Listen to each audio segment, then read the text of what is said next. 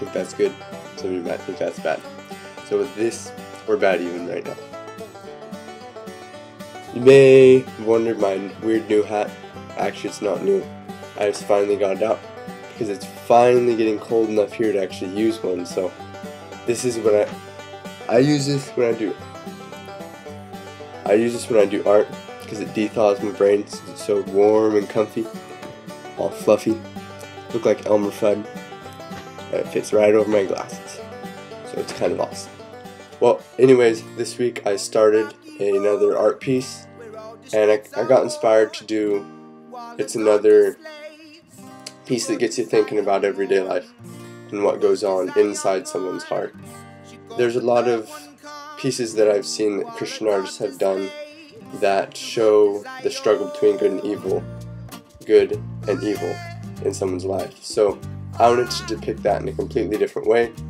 So I picked what goes on in someone's heart and not just on the outside and the physical appearances. The piece's name is, what did I name it? Just forgot.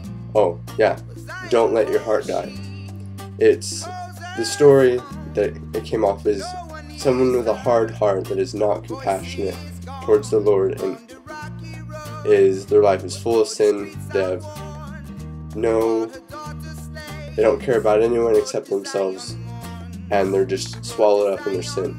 The sin is represented by the snake that is entangling on the person's heart. And as you can see in the picture, the heart that the snake is wrapped around is actually starting to turn to stone. It's getting gray, and the veins in it are turning black and starting to poison the rest of the heart. And it's just, I did it in harsh colors, and the heart is just dying. And then the next stage in the picture is, it's the same heart, but it's that person noticing that they have something wrong in their life.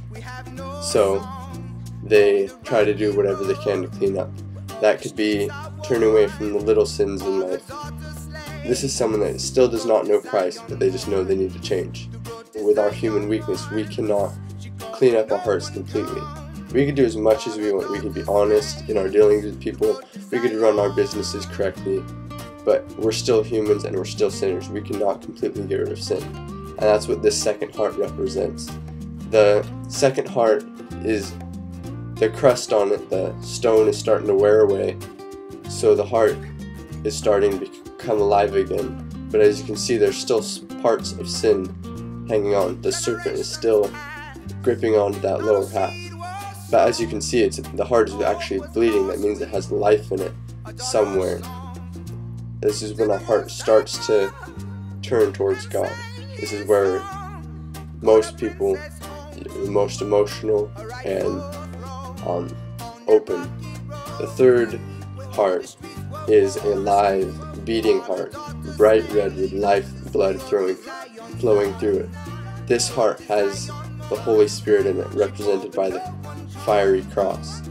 This is after someone has accepted Christ into their life, and in the act of accepting Christ into their life, the snake, sin, is dead. The serpent is dead, no longer to be toiled with. Even though we might still sin in our lives, God has completely freed us from sin's bonds.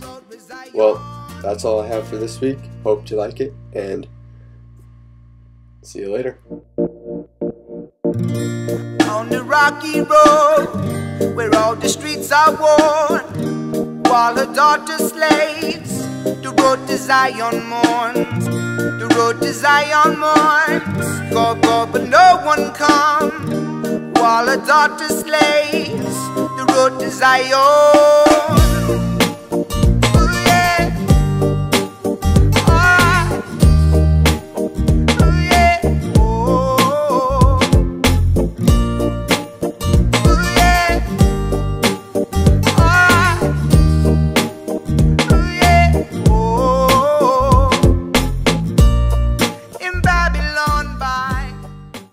Before I end this week, I want to ask you a really important question.